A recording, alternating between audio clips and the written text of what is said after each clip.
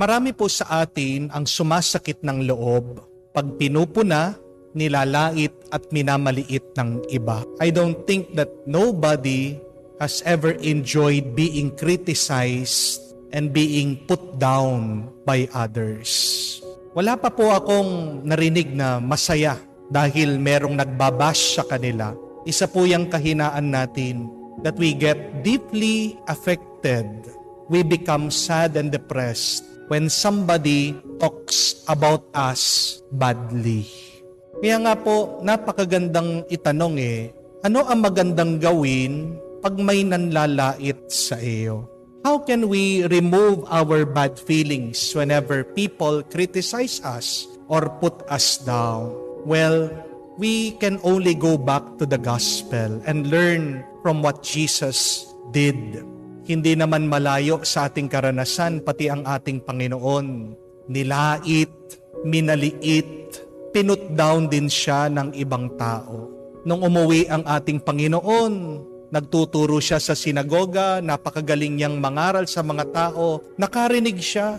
Ano ang sinabi ng mismong mga kamag-anak, mismong mga kababayan niya? Pinuna siya, sabi, saan ba niya galing lahat ng kanyang mga sinasabi? Diba? Anak lang siya ng isang karpentero. Pero tingnan niyo naman po ang ating Panginoon. Kahit na may narinig siyang masama dito sa mga mismong taong dapat magmahal at sumuporta sa Kanya, hindi siya tumigil sa Kanyang misyon, sinubukan pa rin niyang tumulong sa mga tao. Kaya nga, how can we become more like Jesus? The first thing is we should learn to ignore other people's opinion. Ang kasabihan nga, kung gusto mo daw mawala yung paglalait sa iyo, paninira sa iyo, kung ayaw mong makarinig ng masama tungkol sa iyo, ano kailangan mong gawin? You must say nothing, you must do nothing, you must be nothing.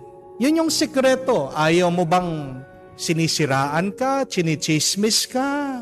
Ang magandang gawin, edi wala kang gawin. Habang merong kang ginagawa, merong mamumuna sa iyo. And regardless what you are doing, whether it is good or bad, as long as we are doing something, people will say something because people are always looking at other people.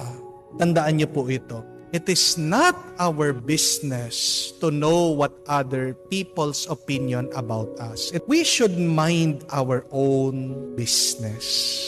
Kung gusto mong maging payapa, kailangan matuto ka na huwag kang makialam, huwag kang makinig sa kung anong iniisip ng ibang tao tungkol sa iyo. Bigyan mo ng oras at panahon yung sarili mo lang. Focus on what you are doing. And I tell you, you will be peaceful. You will be happy. You will be joyful. Kasi hanggat na pinapakinggan mo yung sinasabi ng iba, pinapasok mo sa isip mo, pinapasok mo sa puso mo, hindi mo maiiwasan na magdamdam ka. Hindi mo maiiwasan na masaktan ka. Pero matuto tayo sa ating Panginoon. Learn to ignore other people's opinion about you. Pangalawa, we should continue doing what is good. We must repay good with evil. Kung meron silang binigay na masama sa iyo, huwag mong ibabalik yung kasamaan na tinanggap mo. Ibalik mo sa mabuting paraan. Dahil pag binalik mo yung masamang ginagawa nila sa isang masama ding pananalita, masama ding paraan, masamang gawa, mapapasama din ang iyong buhay. Tandaan natin na lahat ng ating ginagawa ay may bunga, may epekto. All of our actions have a consequence. At kung ano ang iyong ginawa, kung ano ang iyong tinanim, ika nga, yan ang iyong aanihin.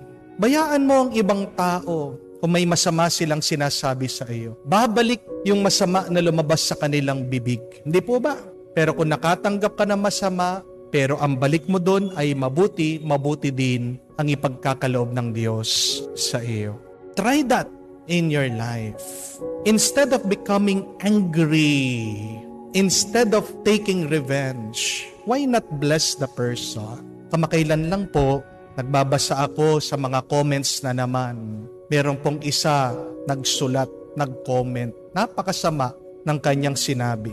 Pari ka, hindi ka marunong magbasa ng Biblia, sabi. Puro ka na lang kwento. Dapat ituro mo sa mga tao yung nakasulat sa Biblia. Dapat binabanggit mo yung mga sita sa mga bersikulo, etc. etc. May konting inis. Pero naalala ko, kung ibabalik ko itong masama na kanyang panlalait, ano ang aking mararanasan? Ano ang aking mararamdaman? Mas maraming inis, mas maraming galit. Kaya nga po, alam nyo kung ano yung aking nireply dito sa tao. Sinulatan ko siya, sabi ko, God bless you. Pagpalain ka ng Diyos at ng iyong pamilya. At pagkatapos ko pong sinulat yon, naramdaman ko ang tuwa at kapayapaan. Pansinin niyo po, kung sisigawan mo ang naninigaw sa iyo, hindi ka makakaranas ng kapayapaan at ng tuwa. Always remember that when people curse you, bless them. Because when you bless people, God will add more blessing in your life. Amen? So continue doing what is good.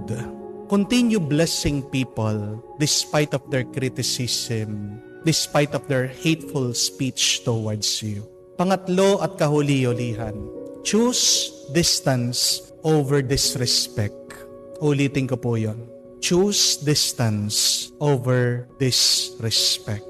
Kung nilalait ka na, umalis ka. Hindi po tayo ginawa ng Diyos para abusuhin, papakan, saktan ng ibang tao.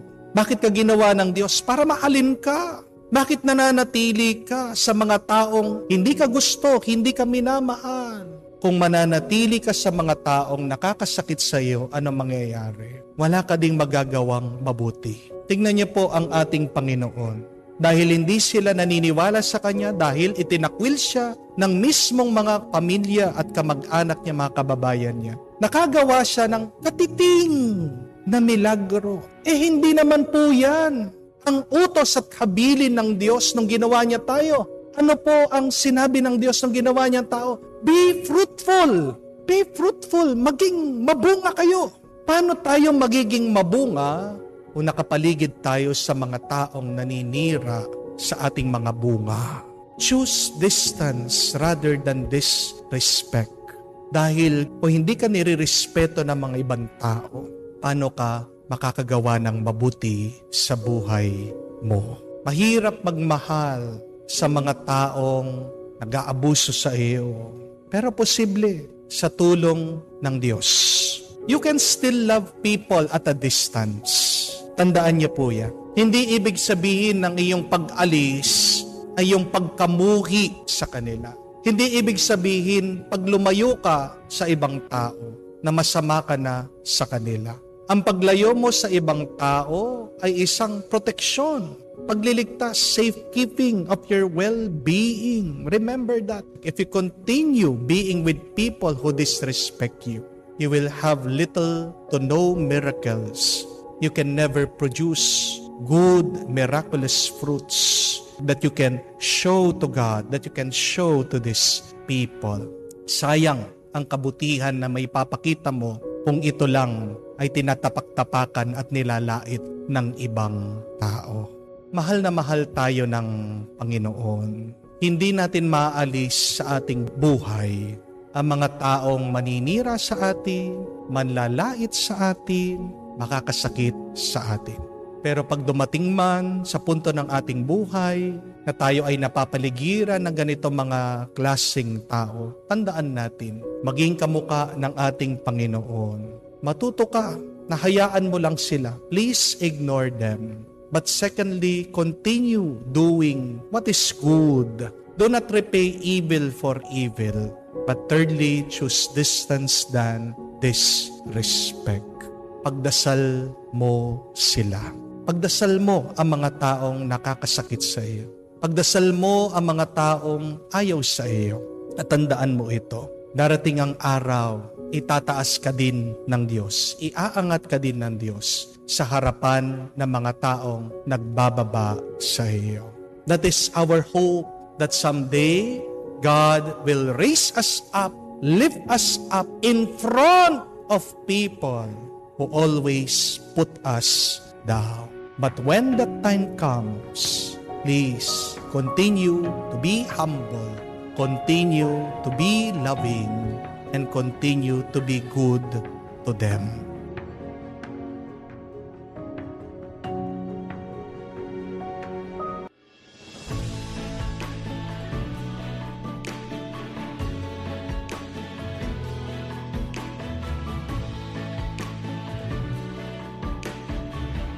May mga bagay tayong sinusunod at the back of our minds, iniisip natin, inutos niya, sinabi niya. Pero kung susiriin natin ang Biblia, hindi naman talaga. Pag bali-baligtarin mo ang Biblia, wala kang makikitang follow your heart. Kasi ang sasabihin ng Bible, in particular as regards the heart is deceitful. Di sinabi ng Diyos, believe in yourself. Sabi sa Bible, believe in God. Basta masaya ka, yun ang mahalaga. Basta masaya ka. Ang sabi ng Panginoon, deny yourself. Ang sabi pa niya, anong mapapala ng tao? Makamtan man niya ang buong mundo kung ang kapalit naman ito ay ang kanyang buhay sa impyerno. Nagpag-graded recitation si teacher sa kaniyang klase. Sabi niya, tinawag ang isang estudyante, Tonyo, halimbawa meron kang 100 pesos at humingi ka sa tatay mo ng 300 pesos. Magkano ang pera mo? Sumagot si Tonyo, Ma'am, 100 pesos. Ha? Sabi ng teacher na may pagtataka, ano ka ba naman, Tonyo? Mali! Hindi mo alam ang math mo. Sumagot si Tonyo, Teacher, hindi nyo rin po alam ang ugali ng tatay ko. Sa ating ebanghelyo, nagpa-recitation si Kristo sa kaniyang mga disipulo sa pamamagitan ng isang napakahalagang tanong, sino ako para sa inyo? Napakahalaga ng tanong na ito sapagkat kasama niya sila. Sila ang diretsyong nakakita ng mga himala at milagrong mga ginawa niya. Lahat ng mga ito would lead to one important thing, na siya ay Diyos talaga. Kaya tama yung sinabi ni Pedro, ikaw ang Kristo, the Holy One of God.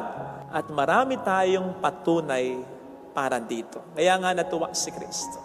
Minsan, nangingiti na lang ako sa mga kapatid nating hindi Katoliko na ang trato kay Kristo ay hindi Diyos kundi ordinaryong tao. Maybe a great man, maybe a prophet, or kahit anghel pa yan.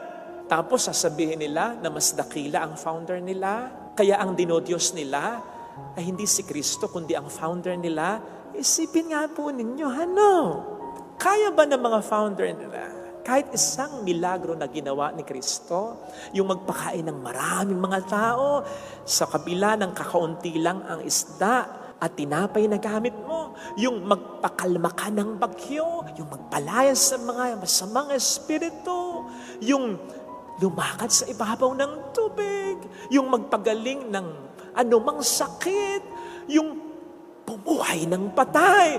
Diba? Of course, not to mention, yung libingan ng mga founder ng mga sektang yan, o kung hindi pa man patay, pag namatay sila, sila'y magkakaroon ng libingang may laman. May lamang bangkay nila, buto, abo. Hindi ganyan ang libingan ni Kristo.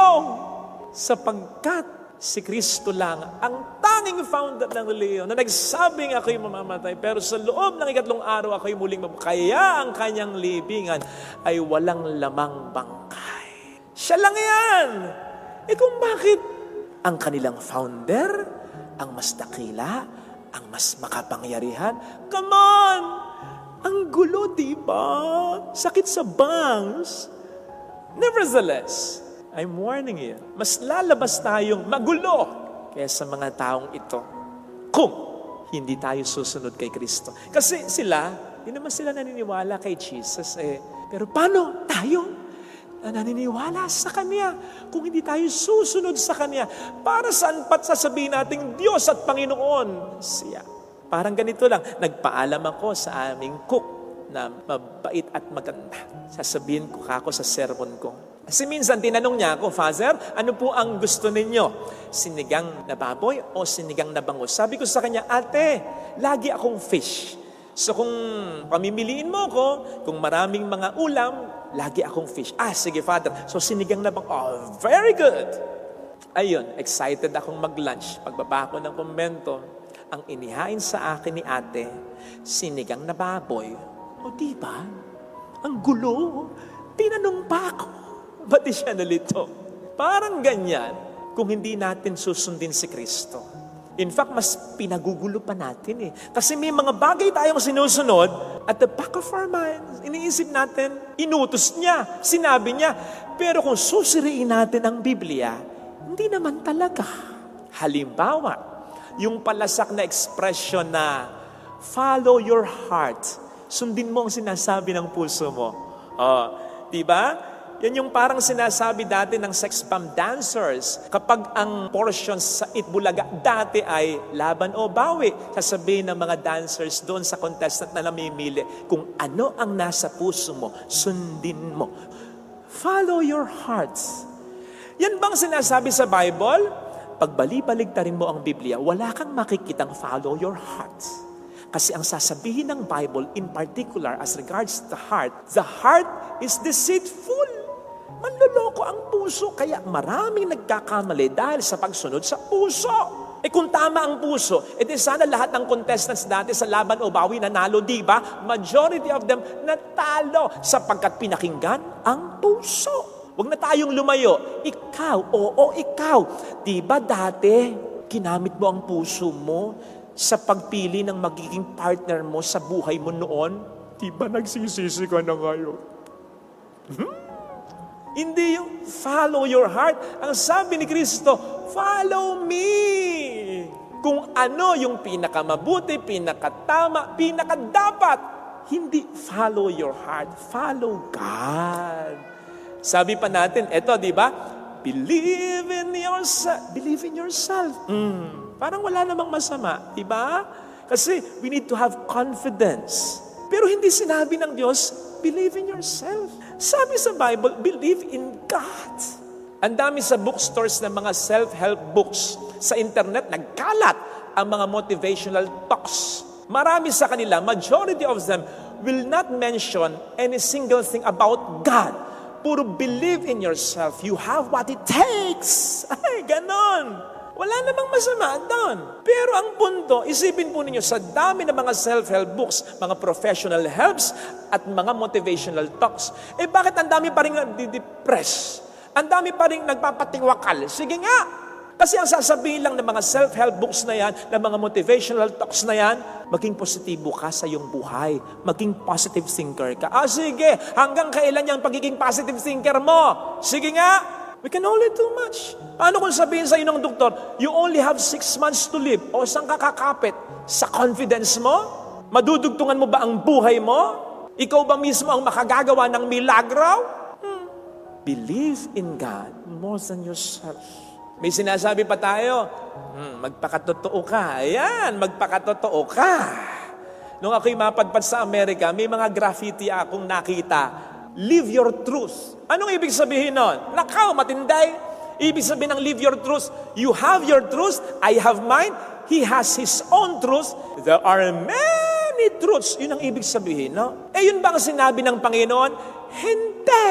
Ang sinabi niya, I am the truth. Hindi niya sinabing, I am one of the truths. Siya lamang ang totoo. Siya lamang ang magtatagda kung ano ang tama at totoo, hindi ang tao. Tingnan niyo yung ginagawa ni Pura. Nung una, di ba, pinagtatanggol ko siya. Di ba, sinabi ko, wag naman nating i-persona non grata. Sobra naman yung persona non grata. Ay, kamakailan nakita ko yung video, parang nagyayabang pa siya. Wala talagang remorse sa ginawa niya. At ang sabi pa niya, magkita na lang talaga sa korte, sabay pa hingi ng tulong, pinansyal para sa pagharap niya sa kaso niya, na sabi niya, kulang pa yung persona at dagdagan niyo pa. Ay nako, pura. Sabi ko, luka kang talaga. Hindi tayo nagdedeklara kung ano yung tama. Kahit na sa tingin mo tama, sa tingin mo tama. Sa tingin mo yung mga naapektuhan mo, hindi tama. Buti sana kung mga serial killers yung nasasaktan sa ginawa mo Buti sana kung mga terorista yung mga nasasaktan sa ginawa mo Well-meaning people. Madre, pare, mabubuting tao yung marami.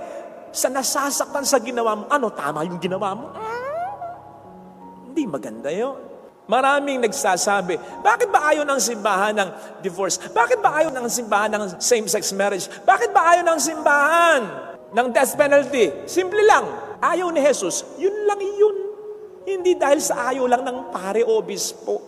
Ayaw ng Diyos, yun lang yun. Ano pa sabi natin? Basta masaya ka, yun ang mahalaga. Basta masaya ka, kahit nakakatapa ka ng iba, kahit nagiging makamundo ka na, kahit nagkakasala ka na, basta masaya ka. Yun ba ang sabi ng Panginoon? Ikaw, self. Hindi! Ang sabi ng Panginoon, deny yourself. Ang sabi pa niya, anong mapapala ng tao? Makamtan man niya ang buong mundo kung ang kapalit naman ito ay ang kanyang buhay sa impyerno. Walang masamang maging masaya. Pero siguraduhin mo, hindi ito magiging dahilan ng kalungkutan ng maraming iba, lalong-lalo na ng mga taong mabubuting tao naman at ng mga taong sa iyo ay mahalaga. Walang masama na maging masaya, pero tandaan mo, sa utos at sa turo ng Panginoon, ang pinakamagandang kaligayahan ay yung may saya ang iba at ikaw ang dahilan ng kaligayahan ng iba kahit nagsasakripisyo ka pa para sa kanila. O yun! Marami pa ito Pinagugulo natin Sabi nga sa book of Deuteronomy 4 verse 2, huwag mong babawasan, huwag mong dadagdagan ang sinasabi nito. When God says it, yun na yun. That settles it. Wala na dapat pag-usapan. Sabi nga dito, buti kung si Prophet John the Baptist lang siya, si Elijah lang siya, o sige kung prophet lang yan, igalang na lang natin si Jesus. Huwag na nating sundin. But He is God. And whenever we declare Him as God of our life, it demands utmost, total obedience from us. Kaya siguro ang sabi niya kay Pedro, huwag niyo munang sasabihin na ako ang Kristo. Kasi Pedro, mga disipulo ko, hindi pa niyo talaga nararamdaman at napapanindigan na ako nga ang Kristo at Diyos ng buhay mo. Kasi nga alam niya, itatatwa pa siya ni Pedro Kasi nga alam niya, iiwan pa siya ng kanyang mga disipulo. So, di ba magulo? Sabi niyo, ako ang Kristo, ang Diyos ng buhay, ang tagapagligtas niyo, tapos iniwan niyo ako? Paano tayo? Ganon din ba tayo? Pinaparamdaman natin sa Diyos na siya'y Diyos ng buhay mo, ng buhay ko. Parang ganito lang din yan. Napanood niyo siguro o nabasa niyo yung nag-viral na nanay na nangungulila sa kanyang mga anak na in-interview nila Jose doon sa Eats. Kasi ang sabi nung nanay, di man lang daw siya madalaw, nakapupunta kung saan-saan ang mga anak niya. Parang feeling niya, pang raffle na lang siya. Ano ba ibig sabihin nun? Pero isang mahalagang ibig sabihin nun ng malinaw, hindi niya feeling na tinitingnan pa siyang nanay ng mga anak niya. Yun ang ibig sabihin nun. Ang gusto kong sinabi niya ay ganito, pwedeng mali ako, o kaya parang sinasabi niya, pwede kasing sabihin ng mga anak niya, hindi totoo yan, nanay, mahal ka namin. Pero ang sinasabi niya, hindi yun ang nararamdaman niya. Hindi yun ang pinapakita nila. Nung isang beses lang, may nag-confide sa akin dyan, ang Isal. Sabi niya, Father, sinigawan ako ng anak ko, minura pa ako, kaya ang sabi ko sa kanya, tinawag mo pa akong mama, minura mo ako, nanay pa ba ang turing mo sa akin? Tama. Yung asawa mo, nararamdaman pa ba niya na siya ay kabiyak ng puso mo, karugtong ng buhay mo, gaya ng sinumpaan ninyo? Yung mga anak mo, nararamdaman pa ba nila na tatay ka sa kanila, nanay ka? Nararamdaman pa ba ng mga magulang mo, lalo na ng mga lolo at lola mo, ang respeto mo, ang pagpapahalaga mo, ang pagmamahal mo? Nararamdaman man ng kapatid mo ang malasakit mo? Baka sila'y nagugulo. Bakit? Sa iba mabuti ka, sa iba mapagpasensya ka, sa iba expressive ka, sa iba ang saya-saya mo, ang haba ng pasensya mo. Kung mag-blow out ka sa iba, kung magregalo ka, sino ba asawa mo? Sino ba anak mo? Sino ba magulang mo? Sino ba pamilya mo? O di ba parang magulo? Hindi masamang maging mabuti sa iba, pero sikapin natin, una tayong maging mabuti sa ating pamilya. Tingnan po niyo si Jesus. Sabi niya nung una, sino ako ayon sa mga tao? Pero binrush aside niya agad yun eh. Parang hindi mahalaga sa kanya. Para bang sinasabi, ay teka, wag na yan. Sino ako para sa inyo? Kasi kayo ang tinuring kong pamilya. O di ba? Aminin mo.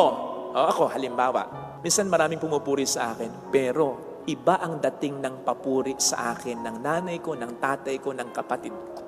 Pamilya ko yun eh. Di ba? So baka masyado tayong mabait sa iba, pero nakakalimutan natin ang ating pamilya. Sana mag-isip-isip. Let me end with this. Maraming kahinaan si Pedro, pero tingnan po ninyo, iginalang siya ng mga disipulo. Kahit marami siyang kapalpakan, unang namatay si Pedro kay John. Si John ang beloved disciple, di ba? Pero hindi sinabi ni John, ang dami mong palpak. Pedro, ako na ngayon ang the rock. Ako na ngayon ang mamumuno, magsisimula ng pamumuno sa simbang tinatag ng ating guro na sikit. Hindi. Ginalang nila si Pedro ay nilagay ni Kristo. Sinong naglagay sa kanya bilang asawa mo, bilang anak mo, bilang magulang mo, bilang kapatid mo? Hindi sino mang tao, kundi ang Diyos. Ang Diyos ang pumili ng pamilya mo para sa iyo. Mahalin mo. Hindi mo man magawang mahalin kasi may pagkabuisit. Igalang mo, irespeto. Ito sana ang hilingin nating biyaya sa banal na pagdiriwang na ito.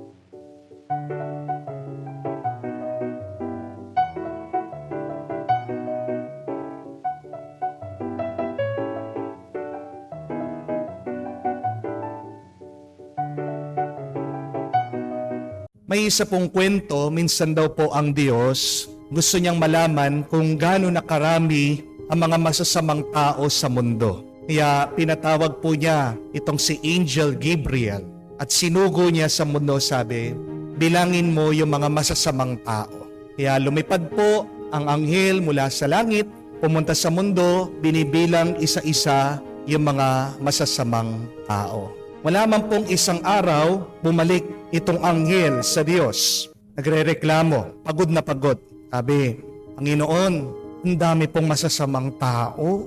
Nagsawa po ako sa kakabilang. Sa Pampanga lang po, ang dami na.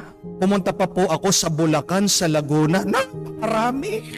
Napagod po ako sa kakabilang. Lupay-pay na po ako. Tingnan nyo naman yung aking pakpak. Pawis na ako, sabi po ng anghel. O sige, sabi po ng Diyos, ang gawin mo para maging mas madali yung iyong trabaho, bilangin mo yung mga mabubuting tao. Pero pagkatapos mo silang binilang, bigyan mo sila ng sulat dahil dun sa sulat, meron akong mensahe, meron akong sorpresa sa kanila. Ginawa po nitong anghel, bumalik sa mundo. Binilang yung mga mabubuting tao. Nagumpisa po sa Laguna, sa Maynila, Bulacan, nakarating po ng Pampanga, dito po sa parokya. Napakakaunti lang po ng mga mabubuting tao. At bawat nabibilang po niya, binibigyan po ng sulat. Tanong ko po, nabigyan po ba kayo ng sulat? Hindi po. Ala, anong ibig sabihin yan? Buti pa po ako, nakatanggap ako ng sulat. Gusto niyo po makita? Meron po. Gusto niyo po ba malaman kung ano yung pinapasabi ng Diyos? Opo, hindi po. Secret. Pero sa totoo lang po, kung tandaan niyo, mahirap matukoy sino ang mabuti at masamang tao. Habang nagpapatuloy ang buhay natin, habang hindi pa tapos ang iyong kwento, habang nandyan pa rin ang oras, ang panahon, ang mundo, ang katotohanan, halo ang mabuti at masama.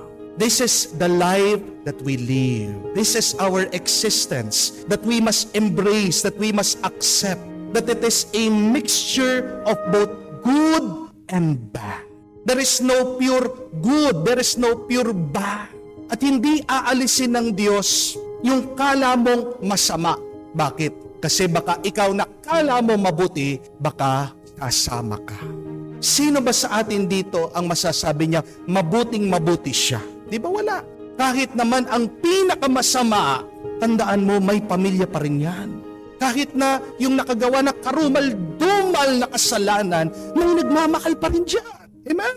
Hindi aalisin ng Diyos ang masama kasi baka pati ikaw, nakala mong mabuti, ay maaalis din at mawawala dahil hindi ka rin purong mabuti, may kasamaan ka pa rin. Ang magandang tanong, ano ang gagawin natin sa gitna ng kasamaan? Hinayaan ng Diyos na tumubo, sabay ang mabuti, ang masama, ang trigo, ang masamang damo. 3 bagay po ang gusto kong maalaala nyo. Number 1, never judge. Iwasan nyo ang maghusga. Dahil ang nakikita nating tao sa panlabas na anyo. Pero hindi mo alam kung ano ang nasa puso ng bawat isa. Itong mga alipin ng Panginoon sa kwento, gusto na nilang alisin yung masamang damo. Pero bakit hindi pinaalis ng Diyos? Kasi ang damo at ang trigo magkamuka.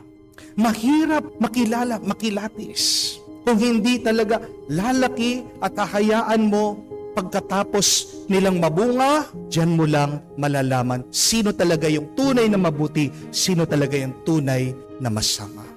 Habang hindi pa tapos ang panahon, habang nagpapatuloy pa ang ating buhay, huwag kang maghuhusga. Hindi mo alam kung ano yung pwede pang magawang mabuti ng isang tao. At tandaan niyo po ito, that when you judge, you start to hate. And when you hate, you get angry. And when you get angry, you suffer. Hindi niyo po napapansin yun? Pag naghuhusga ka, tandaan niyo po, kamumuhian mo, aayawan mo ang tao. Pag meron kang pagkamuhi, meron kang galit, at pag meron kang galit, diyan ka nagdurusa. Kung gusto mong maging magaan, payapa, masaya ang iyong buhay, number 1, alisin mo. Please do not judge. Huwag mong huhusgahan yung mga tao na nasa harapan mo. Huwag mong huhusgahan yung iyong karanasan na pangit, na masama, na hindi maganda. Dahil hindi mo alam, yung binibigay ng Diyos sa iyo, may magandang balik yan. Minsan po yung mga tao, kala nila suplado ako. Kaya yung mga iba ayaw lumapit sa akin. Mukhang stricto si Father.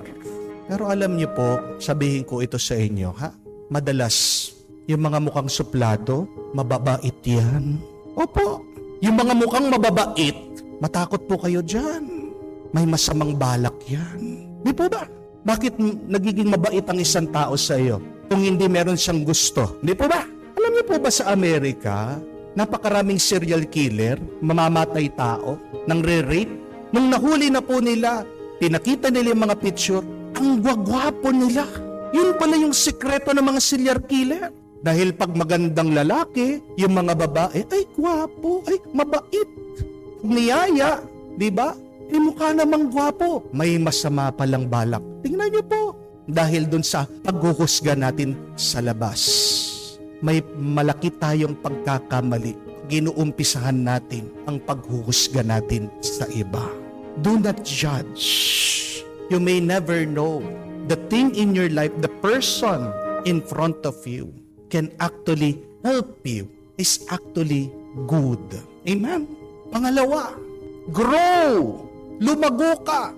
Mamunga ka. Sa gitna ng masama ng iyong nararanasan. Di ba? Meron po tayong kasabihan, bloom where you are planted. Paano tutubo ang isang halaman na bubunutin mo sa lupa? Di po ba? Kaya nandyan sa lupa yan, kaya hinahayaan mo na nakatanim kasi gusto mo na tumubo, lumaki, mamunga. Ganyan din ang isipin mo. Pag may nararanasan kang masama, sinasabi mo, baon na baon ka na sa utang. Sinasabi mo parang ikaw ay nilibing na baon ka na sa iyong lungkot. But never try to see life as being buried. Di ka binabaon ng Diyos. Tinatanim ka ng Diyos. At kaya hindi ka pa kinukuha ng Diyos, hindi ka niya binubunot o inaakay kasi naniniwala siya, malakas ka, kaya mo. At naniniwala siya na kaya mo tumubo at mamunga. At hindi ka makakapamunga kung walang masama o pangit na nakapaligid sa iyo. Kamukha sa halaman, kailangan niya ng fertilizer. Ano yan? Dumi! Di ba ba? Ang isang halaman, kailangan niya ng gabi, dilim. Kung puro na lang liwanag, ano mangyayari? Matutuyo ang halaman. Mamamatay ito.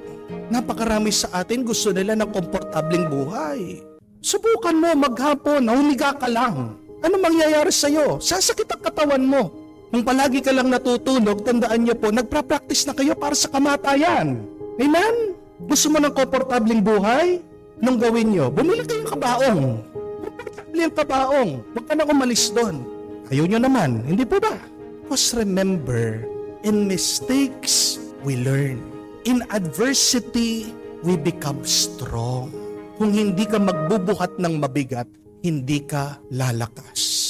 Hinahayaan ng Diyos ang masama sa iyong buhay. Pinapalakas ka niya, naniniwala siya na sa bandang huli, magtatagumpay ka. Magtatagumpay ang kabutihan na tinanim niya sa iyo. So, whatever you are experiencing now, galit ka man sa iyong asawa dahil matigas ang ulo, nahihirapan ka financially, may sakit ka, matitigas ang ulo ng mga bata, pasaway, grow, magpatuloy ka, and be happy. Amen? Third and last, be patient. Magtiis ka, magtiyaga ka. Dahil kung hindi ka marunong magtiis, magsasawa ka, mabibigo ka, at susuko ka. Ang mga nagtatagumpay, yun yung mga matiisin. Yan yung mga matyaga. Ang mga matatagumpay, hindi naman yan yung mga matatalino, yung mga mayayaman. Nagtatagumpay ang isang tao dahil kaya niyang maging matatag sa gitna ng masama. Maging malakas sa gitna ng sakit at bigat ng buhay. Amen? May napakaganda pong kwento. Nung minsan daw, merong isang ibon na lumilipad sa gitna ng bagyo. Nakita siya ng isang halaman. Kinausap ang halaman kung pwede ba siyang huminto, manirahan doon sa kanya. Dahil napakapangit ng panahon, baka siya'y mapagod, mabasa lalo ang kanyang katawan, baka siya'y mahulog at malunod sa tumataas na tubig, sa baha. Ito pong puno, ni-reject siya. Sinabihan, hindi. Umalis ka dito, sabi niya. Galit na galit po. Itong ibon. Sabi niya, napakasama naman na halaman nito. Nakikiusap lang naman ako. Mag-isa na lang nga ako, hindi pa niya ako matulungan. Lumipad po yung ibon at nakakita pa ng isang puno. Nakiusap po doon sa puno at pinayagan, pinapasok sa kanyang mga tangkay. At siya po ay naproteksyonan dito po sa ulan. Pagkatapos po ng bagyo, lumabas yung ibon. At nakita po niya, bahang-baha, napakataas po ng tubig.